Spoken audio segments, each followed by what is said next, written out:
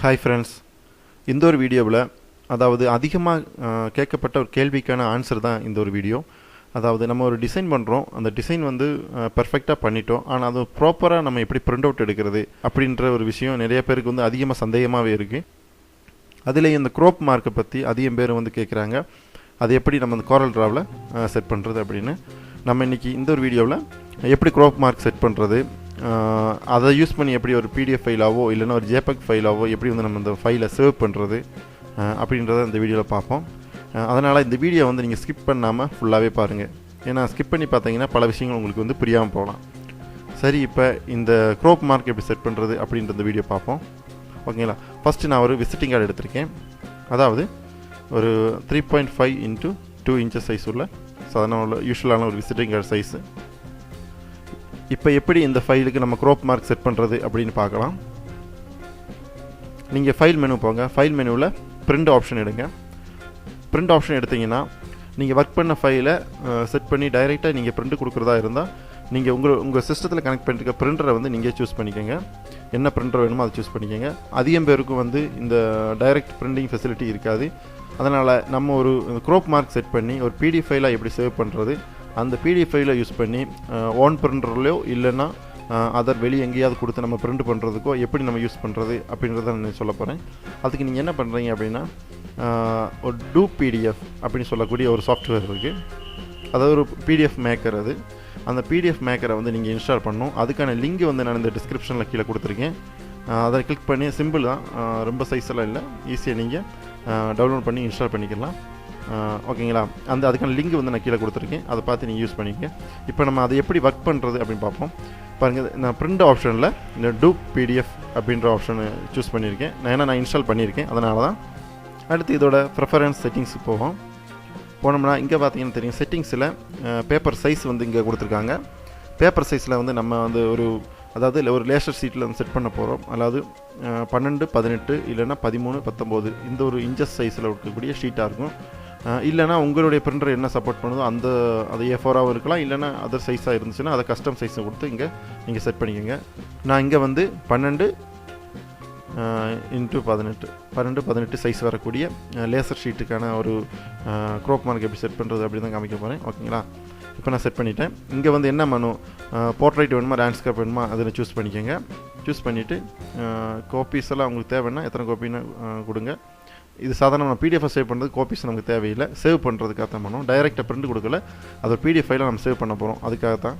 அப்போ நீங்கள் இங்கே இப்போ காப்பீஸ்லாம் நீங்கள் கொடுக்க வேண்டிய தேவையில்லை. இங்கே ஒரு ரெசல்யூஷனை வந்து செக் பண்ணிங்க. கண்டிப்பாக 300 இருக்கணும், அப்போ தான் பெர்ஃபெக்டாக இருக்கும். ஓகேங்களா? அப்புறமா எல்லாம் செட் பண்ணிவிட்டு ஓகே கொடுத்துருங்க.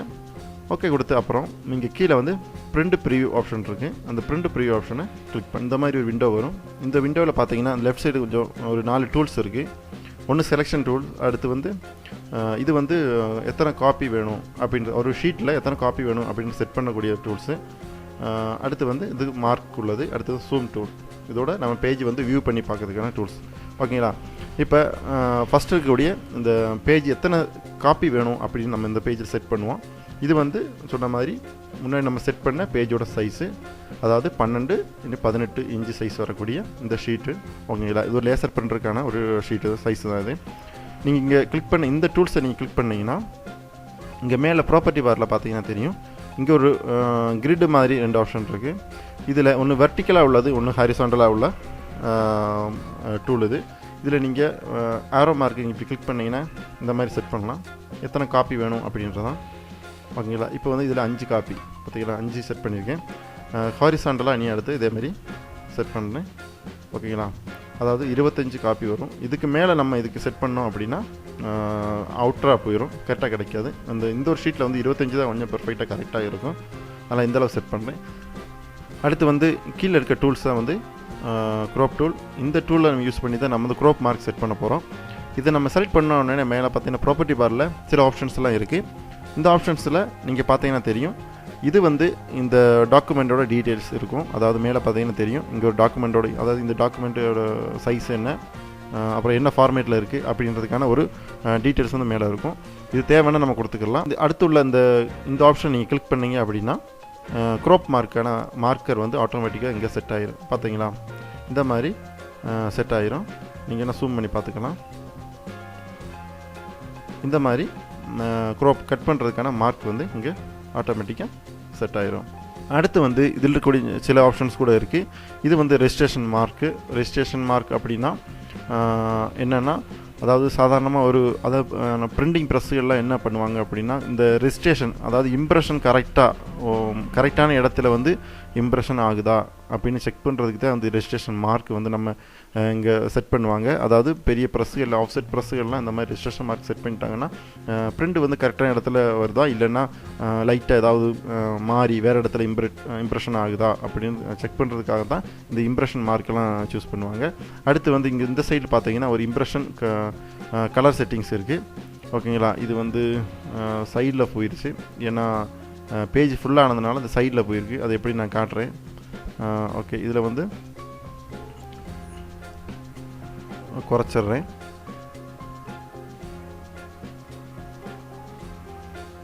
ஓகே, இப்படி இந்த மாதிரி செட் பண்ணுறேன். அப்போ உங்களுக்கு தெரியணுன்றதுக்காக.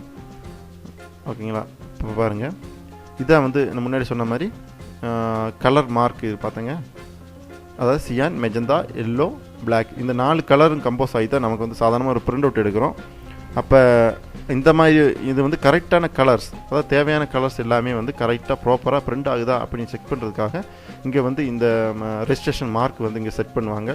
இது வந்து பொதுவாக பிரிண்டிங் ப்ரெஸ்ஸில் பொதுவாக பண்ணுவாங்க. நமக்கு தேவை அப்படின்னா, நம்ம பிரிண்டர் வந்து ப்ராப்பராக ஒர்க் ஆகுதா அப்படின்னு அது செக் பண்ணுறதுக்காக தான் இந்த மார்க் யூஸ் பண்ணுறாங்க. இது தேவைன்னா நம்ம இந்த மாதிரி கொடுத்துக்கலாம். தேவையில்லை அப்படின்னா நம்ம க்ரோப் மார்க் மட்டும் போதும், நம்ம கட் பண்ணுறதுக்கு மட்டும் தான் தேவை அப்படின்னு நீங்கள் நினச்சிங்கன்னா நீங்கள் இந்த க்ரோப் மார்க் மட்டும், இந்த ரெஜிஸ்ட்ரேஷன் மார்க்கெலாம் வந்து ரிமூவ் பண்ணிவிட்டு தேவையான க்ரோப் மார்க் மட்டும் நீங்கள் கொடுத்துடலாம். கொடுத்துட்டு நீங்கள் என்ன பண்ணுறீங்க அப்படின்னா அடுத்து வந்து பிரிண்ட் கொடுங்க. ஓகே கொடுத்தோம் அப்படின்னா இந்த ஃபைல் நம்ம என்ன பண்ண போகிறோம்னா ஒரு பிடிஎஃப் ஃபைலாக சேவ் பண்ண போகிறோம். ஓகேங்களா, பிடிஎஃப் ஃபைலாக சேவ் பண்ணி நம்ம பின்னாடி யூஸ் பண்ணுறதுக்குனா வேறொரு பிரிண்டிங் ப்ரெஸ்ஸில் கொடுத்து கூட நம்ம இதை பிரிண்ட் அவுட் எடுத்துக்கலாம். அந்த ஒரு மெத்தட் தான் நான் சொல்கிறேன். நீங்கள் வந்து எந்த லொக்கேஷனில் சேவ் ஆகணுன்ற லொக்கேஷன் சூஸ் பண்ணுங்கள். நான் வந்து வேற ஒரு ட்ரைவ் யூஸ் பண்ணுறேன். டி ட்ரைவில் நான் வந்து யூஸ் பண்ணுறேன். அட்வென்ச்சர் ஃபோல் நேமுக்கு ஓப்பன் கொடுங்க. இப்போ அந்த லொக்கேஷன் ஆயிடுச்சு. கீழே வந்து smallest file, medium file, best quality. இது வந்து டூ பிடிஎஃபோட செட்டிங்ஸ். ஓகேங்களா, இது CorelDraw செட்டிங்ஸ் கிடையாது, இது ஒரு டூ பிடிஎஃபோட செட்டிங்ஸ். அப்போ ஆட்டோமேட்டிக்காக வரும் இந்த மாதிரி. இப்போ நீங்கள் வந்து பெஸ்ட் குவாலிட்டி வேணும்னா பெஸ்ட் குவாலிட்டி சூஸ் பண்ணிவிட்டு அடுத்து ஆக்ஷன் இருக்குது. இது முடிஞ்சோன்னு என்ன பண்ணணும், ஓப்பன் ஃபைல்னு ஒரு டிக்கு கிடக்கு. அதாவது நம்ம இதை எக்ஸ்போர்ட் பண்ண உடனே, அதாவது சேவ் பண்ண உடனே ஆட்டோமேட்டிக்காக அந்த பிடிஎஃப் ஃபைல் ஓப்பன் ஆகி வரும். ஓப்பன் ஆகி வரணும் அப்படின்னா இந்த ஓப்பன் ஃபைல் கொடுங்க. தேவையில்லை அப்படின்னா கொடுக்க தேவையில்லை. நான் வந்து ஓப்பன் ஃபைல் கொடுக்குறேன். ஓகே கொடுக்குறேன். பாருங்கள், இப்போ வந்து இந்த ஃபைல் வந்து பிடிஎஃபாக சேவ் ஆயிடுச்சு. அந்த லொக்கேஷன் சேவ் ஆகிட்டு ஓப்பன் ஆகி வந்துடுச்சு. இந்த ஃபைல் பார்த்தீங்களா, பிடிஎஃபாக இந்த ஃபைல் ஓப்பன் ஆகி வந்திருக்கு. இதை பாருங்கள், நான் ஜூம் பண்ணி காட்டுறேன். பார்த்தீங்கன்னா இந்த மாதிரி கட்டிங் மார்க் வந்து பார்த்தீங்களா, ஒவ்வொரு கார்டுக்கும் தனியாக ஒவ்வொரு கார்டு இருக்குது. இந்த கார்டு தனியாக இந்த மாதிரி கட்டிங் மார்க்கு பர்ஃபெக்டாக செட் ஆகிடுச்சு. இது நீங்கள் ஒரு லேசர் ஷீட்டுக்கு நான் சொல்லியிருக்கேன். இது இந்த ஃபைல் இல்லை, நீங்கள் எந்த ஃபைலாக இருந்தாலும் நீங்கள் இந்த ஒரு மெத்தடை நீங்கள் வந்து ஃபாலோ பண்ணலாம். இப்போ ஃபார் எக்ஸாம்பிள் நான் முன்னாடி ஒர்க் பண்ண ஒரு ஃபைலு, இந்த ஃபைல் பாருங்கள். நீங்கள் ஆனால் இது பண்ணும்போது முன்னாடி நீங்கள் கவனிக்க வேண்டிய ஒரு விஷயம் என்னென்னா, அதாவது நீங்கள் ஒர்க் பண்ண ஃபைலோட சைஸும், அதாவது இந்த கண்டென்ட் இருக்குது பார்த்தீங்களா, இந்த சைஸும் நீங்கள் பேஜ் செட் பண்ணியிருக்க சைஸ் வந்து சேமாக இருக்கணும். அதில் சேஞ்சஸ் வந்துச்சுன்னா நீங்கள் உங்களுடைய க்ரோப் மார்க் செட்டிங்ஸ் வந்து தப்பாக போயிடும். கரெக்டான வேல்யூ கிடைக்காது. கரெக்டான இடத்துல வந்து உங்களுக்கு க்ரோப் மார்க் செட் ஆகாது. ஃபார் எக்ஸாம்பிள் பாருங்கள், இந்த மாதிரி வச்சுருக்கீங்கன்னு பாருங்கள். இந்த பேஜ் சென்டரில் இல்லாமல் கூட பாருங்கள், பேஜ் சென்டரில் அந்த கண்டென்ட் இல்லை, சென்டர் இல்லாமல் இந்த மாதிரி லைட்டாக அட்ஜஸ்ட் பண்ணி வச்சுருக்கேன் அப்படின்னா நீங்கள் க்ரோப் மார்க் செட் பண்ணும்போது இந்த பேஜோட சைஸுக்கு தகுந்த மாதிரி தான் வரும். பாருங்கள், இந்த ஒரு ஏரியா ஃபுல்லாக போயிடும். நீங்கள் க்ரோப் மார்க் செட் பண்ணும்போது கரெக்டாக கிடைக்காது. இந்த ஏரியா ஃபுல்லாகவே வந்து உங்களுக்கு மிஸ் ஆகிடும். அதனால் எப்போயுமே வந்து கண்டென்ட்டோட சைஸ் எழுதோ அதே சைஸில் பேஜும் செட் பண்ணுங்கள். செட் பண்ணிவிட்டு எப்போயுமே பேஜ் சென்டரில் கொடுத்துருங்க. பேஜ் சென்டரில் செட் பண்ணிவிட்டு நீங்கள் சொன்ன மாதிரி மறுபடியும் பிரிண்ட் ஆப்ஷன் போங்க. பிரிண்ட் ஆப்ஷன் போய் நீங்கள் நான் சொன்ன மாதிரி பிடிஎஃப் சேவ் பண்ணுறதா டூ பிடிஎஃப் நீங்கள் இன்ஸ்டால் பண்ணிவிட்டு இந்த மாதிரி ஆப்ஷன் எடுங்க.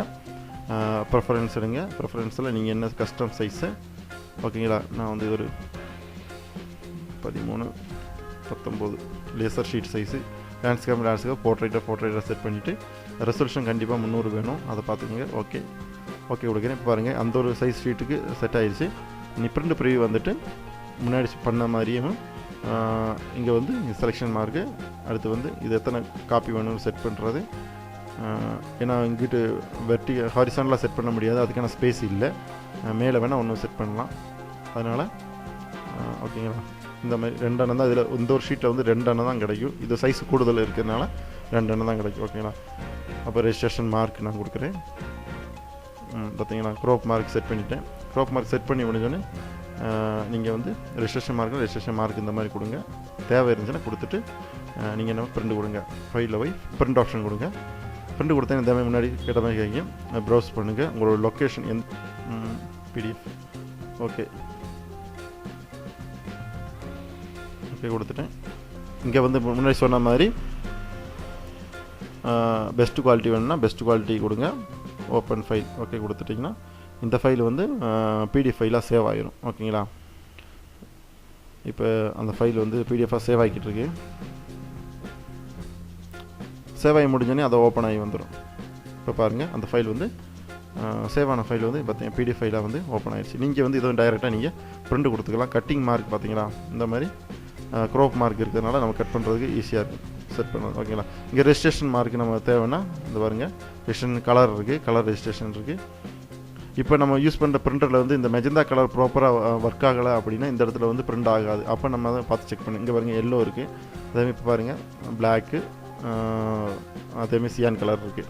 இப்போ இது ஏதோ ஒரு கலர் வந்து ப்ராப்பராக வரல அப்படின்னா இந்த இடத்துல பிரிண்ட் ஆகாது. சரியாக பிரிண்ட் ஆகாமல் இருக்கும்போது நம்ம செக் பண்ணிக்கலாம். ஓகே நம்ம பிரிண்டரில் வந்து இந்த ஒரு கலர் வந்து ப்ராப்பராக வரல, அதனால் டிசைன் அதாவது பிரிண்ட் வந்து கரெக்டாக கிடைக்காது. அதான் வந்து நம்ம கொடுக்கக்கூடிய அந்த குவாலிட்டி வந்து கரெக்டாக கிடைக்காது. அதுக்கான ஒரு ரெஜிஸ்ட்ரேஷன் மார்க் தான் இது. ஓகேங்களா? ஓகே இப்போ நம்ம க்ரோப் மார்க் செட் பண்ணி எப்படி ஒரு பிடிஎஃப் ஃபைலாக சேவ் பண்ணிட்டோம், எப்படி பிரிண்ட் அவுட் கொடுக்குறத நம்ம பார்த்துட்டோம். அடுத்து இன்னும் பலருக்கு சந்தேகம் இருக்கும், இதை வந்து ஒரு பிடிஎஃப் ஃபைலாக மட்டும்தான் எடுக்க முடியுமா, அதாவது ஒரு இமேஜ் ஃபைலாக அதாவது ஜேபக் ஃபைலாக எடுக்க முடியாதா அப்படின்னு சந்தேகங்கள் இருக்கும். சாதாரணமாக டூ பிடிஎஃப் யூஸ் பண்ணி இந்த மாதிரி பிடிஎஃப் ஃபைலாக தான் எடுக்க முடியும்.